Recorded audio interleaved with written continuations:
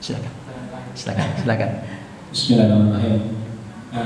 Ini terkait dengan bulan Ramadan, jamaah dan juga anak-anaknya, ya artinya ada yang sudah mumayyiz, ada yang masih belum. Ya.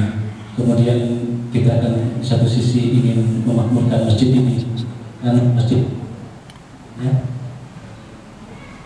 Artinya anak-anak ini kan perlu juga dibimbing di masjid, namun kadang-kadang kita dilema ketika ada orang tua yang membawa anaknya yang masih balita, lantas mungkin di satu sisi akan mengganggu dengan jamaah lain. Nah, ya intinya bagaimanakah parenting nabawi, artinya pengajaran Rasulullah terhadap adab akhlak anak ini, agar kami di pengurus masjid ini bisa memberikan suatu nasihat yang sesuai yang Rasulullah contohkan. Jadi sehingga semua jamaah yang datang ke sini memang merasakan bahwa masjid ini sebagai tempat ibadah. Ya, itu mungkin yang ingin kita minta nasihat dari Ustaz untuk dirinya seperti apa. Sekarang Afwan, baik. Ini bagus sekali pertanyaannya. Nah, ini juga teman-teman ya, sama persis temanya yang tadi berusaha saya jelaskan. Harus kumpulkan seluruh jalur riwayat baru ketemu kesimpulan. Gak bisa nemu satu hadis buat berantem, satu hadis buat berantem lagi, gak begitu. Kumpulkan seluruh jalur riwayat baru akan ketemu kesimpulannya apa tentang anak di masjid. Nah itu. Nah, sebelum itu begini, ada ide dan saya sebenarnya sudah kasih saran. Ada yang idenya begini, saya sudah kasih saran. Ini berjalan di beberapa tempat masalahnya, di beberapa perumahan. Karena anak-anak berisik, kadang-kadang, ya, akhirnya mereka dibuatkan tarawih di sebuah rumah supaya tidak berisik ganggu orang tua di masjid. Di sisi bahwa menjauhkan mereka supaya tidak mengganggu orang tua yang sedang beribadah itu benar, karena memang masjid ini kalau kata Nabi memang bukan pasar. Ini bukan pasar kata Nabi, ya kan? Orang pasar ya terserah, mau lari-larian, mau teriak-teriak, mau itu pasar. Tapi ini bukan pasar kata Nabi. Tapi saya sudah kasih saran, Mbok ya jangan dari tahun ke tahun anak dipisahkan dari masjid. Anak kita ini kan targetnya harus ke masjid, yang laki-laki apalagi. Maka buatkan program bertahap. Ada lulusnya dari rumah itu. Masa nggak lulus-lulus? Akhirnya dibuatkan oleh sebagian itu malah kan yang dibuat 2 rumah. Ini untuk yang kecil-kecil, untuk remaja. Saya sudah wanti-wanti, ini kesalahan serius, ini kesalahan fatal. Kok remaja antum kumpulin jadi satu di dalam satu rumah taraweh?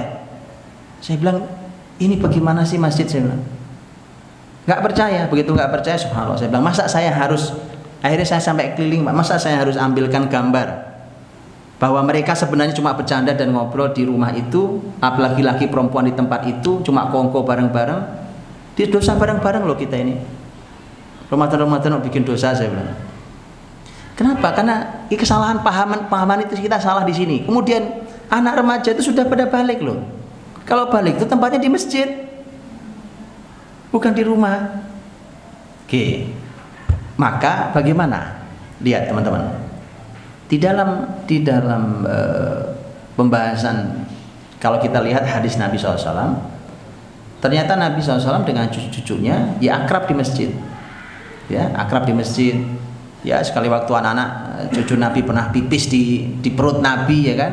Itu tentu dulu masjidnya bukan karpetan begini, ya kan? Masjidnya pakai lantainya kerikil, hasbah, dan ada pipis apa ini dibersihkan, disiram segala macam. Sebenarnya sama aja, saya bilang juga sama aja, karena karpet begitu kena tinggal dikelupas saja ya, dicuci lagi, nanti bercuci balikin lagi. Sebenarnya harusnya memang dibuat sesederhana itu karena itu pernah kejadian. Pada batas yang masih wajar, anak-anak selama tidak gaduh sekali, pada batas yang masih wajar, kadang namanya anak masih jalan, kadang apa, itu normal. Karena Rasul pernah sholat Jumat, Hasan Husain lagi pakai baju warna merah belang-belang gitu, itu jalan di antara soft gitu, jalan. Lagi Nabi lagi khutbah loh itu, Pak. Khutbah Jumat, jalan gitu. Namanya bocah. Ya, karena Hasan itu yang tua, Husain beda setahun kurang lebih. Hasan itu waktu Rasul wafat, umurnya aja baru 7 tahun, itu Rasul sudah wafat. Berarti kan masih kecil. Jalan gitu, jalan. Sampai akhirnya Nabi turun dari mimbar, Nabi gendong, Nabi bawa khutbah, gitu, dan seterusnya. Indah sekali gitu loh, Masya Allah, ya kan? Sahabat lagi sholat, tiba-tiba Nabi punggungnya dinaiki sama cucunya. Lagi ngimami, sampai sahabat ada yang ini Nabi sujud lama sekali, takut terjadi apa-apa dengan Nabi. Nabi mengatakan tidak. Tadi cucuku lagi naik ke sini, ke punggung sini. Ya kan, saya tidak mau mengganggu hajat dia. Coba ya kan, pendidikan luar biasa tuh. Padahal Nabi ngimami loh, kalau sholat sendiri sih terserah lah ya. Kalau kita mesti udah geger, Pak. Oh ini gimana sih Pak Imam nih, masa nggak ngerti. Subhanallah, belajar fikih yang benar. Semangat tuh nggak cukup, harus ada ilmunya. Itu begini. Itu Nabi loh, Nabi kita nyontohkan. Oke, setelah itu kemudian pakai hadis Nabi yang lain tadi yang saya sampaikan, diantaranya tidak boleh juga orang yang ibadah terganggu, bising luar biasa, anak gaduh di sini, tidak boleh juga, karena itu dilarang juga untuk mengganggu ibadah.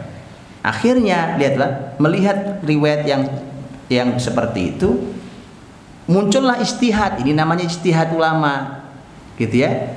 Imam Malik rahimahullah taala, lihat, Imam Malik rahimahullah taala dengan keadaan di zaman beliau berkata, saya tidak menyarankan anak-anak umur 5 tahun dibawa ke masjid, di bawah 5 tahun dibawa ke masjid. Jadi saya tidak menyarankan anak di bawah 5 tahun dibawa ke masjid. Oke. Tapi kalau antum cari, setahu saya sampai hari ini, kalau dalil 5 tahun nggak ada. Nah, itulah ijtihad namanya. Kenapa? Karena di zaman beliau rata-rata anak 5 tahun itu sudah paham adab masjid. Wallahu alam, apakah Imam Malik menyimpulkan dari kisah Hasan Husain, apakah saat itu usia 5 tahun, saya tidak terlalu tahu. Tapi artinya bahwa sudah anak rata-rata 5 tahun mengerti adab masjid, sehingga dia ke masjid nggak terlalu gaduh. Namanya anak jalan apa itu kadang, tapi gaduh sekali sampai mengganggu itu tidak ada. Ya, nah disitulah maka di masa Umar bin Khattab, gitu loh Pak. Nah istilah Rasul tadi kan para sahabat juga harus menerjemahkan berbagai macam petunjuk Nabi ini. Di masa Umar radhiyallahu anhu, ketika Masjid Nabawi sudah makin diperlebar, ya perluasan terjadi cukup besar di zaman Umar juga. Maka karena juga makin banyak yang sholat, makin padat, Madinah makin banyak penduduknya, sehingga anak-anak oleh Umar diletakkan di samping masjid, dan di sana diberi seorang penanggung jawab yang mengawasi agar anak-anak beribadah dengan baik. Kan indah sekali gitu itu ijtihad sahabat. Ya, ijtihad sahabat melihat tadi. Kenapa? Karena Nabi juga melarang. Karena Nabi juga menyampaikan bahwa yang di belakang imam semestinya adalah bukan anak-anak, dan harus orang-orang yang memang berilmu di belakang imam. Karena sekali lagi banyak kepentingannya. Kecuali memang ini anak-anak yang memang ahli ilmu, ya kan? Saya kemarin baru pulang dari Madura. Saya sholat subuh diimami oleh anak SMP kelas 3. Suaranya enak, tajwidnya bagus, dan setelah saya tanya ternyata memang sudah hafal 30 juz. Itu benar. Begitu ya. Itu anak tapi Masya Allah. Nah, jadi disitulah maka Umar memberikan ruang supaya anak-anak tidak terjauhkan dari masjid, tetap dia di masjid. Tapi kalau namanya sudah balik, itu ya di sini sama kita. Bahwa kemudian anak itu kok masih bercanda, itu salah bapak ibunya. Loh kok anak sudah balik nggak ngerti sholat? Yang benar itu bapak ibunya tanggung jawab di hadapan Allah. Anak sudah balik, sholat masih injek-injekan kaki, bapak ibunya dosa di hadapan Allah, didiknya salah itu. Maka harus kerjasama baik antara takmir masjid dengan orang tua. Orang tua punya tanggung jawab mengawasi anaknya. Ya, bukan karena saya lucu Pak. Orang tua tuh ada yang saya lihat di masjid itu orang tua marah-marah, anak-anak berisik. Padahal yang berisik itu diantaranya anak dia. Beneran, bapaknya asik sholat di rakaat pertama, wah dia nikmati. Habis selesai ngamuk-ngamuk loh. Yang berisik loh bapak, anak anda sendiri. Sama teman-teman yang berisik. Itu kan aneh. Mestinya ini anda bereskan di rumah. Terus kalau Anda tahu anak Anda kayak begitu, mendingan Anda mundur dari soft 1, Anda dampingi itu anak sampai jadi sholatnya, gitu. Bukan Anda lepas tanggung jawab begitu, terus cuma bisa marah-marah, ya kan? Gitu. Jadi harus digabungkan antara anak harus besar tumbuh di dalam rumah Allah seperti para sahabat Nabi, tapi ini adalah rumah Allah yang tidak boleh juga orang sembarangan, ada adabnya. Kemudian menggabungkannya, ini proses mereka terdidik di masjid, dan ukuran pendidikan berhasil itu ketika balik dia sudah baik sholatnya. Bahkan sebenarnya tema sholat itu umur 10 tahunnya sudah harus baik, padahal 10 tahun itu belum balik. Dia harus sudah baik kalau balik berarti tempatnya di sini, Pak. Tapi mohon Bapak Ibu yang perhatikan betul, kalau anak masih sudah balik kok masih bercanda, itu salah serius dari orang tuanya. Di bawah balik, maka kerjasamalah yang baik antara takmir masjid dan orang tua. Bisa saja anak-anak disiapkan tempat khusus, tapi ada mengawasi seperti zaman Umar radhiyallahu anhu, dipisahkan di sana, ada pelataran itu sana, ya kan? Atau kalau orang tuanya tidak, anaknya nggak mau di sana, ya didampingi, tolong didampingi, gitu. Ya, relakan soft pertama, Pak. Saya ingin soft pertama, relakan Pak, soft pertama. Anda punya pahala lain selain soft pertama, yaitu pahala mendampingi anak mendidik di masjid. Nanti kalau sudah jadi Anda soft pertama lagi nggak apa-apa, ya kan? Sudah bagus, anaknya Anda tinggal pun nggak, insya Allah nggak bercanda. Begitu, ya, itu panduan lengkapnya insya Allah, dan mohon kerjasama yang baik antara takmir masjidnya dan para orang tua. Wallahu ta'ala a'lam bishawab. Saya akhiri, subhanakallahumma wa bihamdik, asyhadu an la ilaha illa anta, astaghfiruka wa atubu ilaik. Assalamualaikum warahmatullahi wabarakatuh.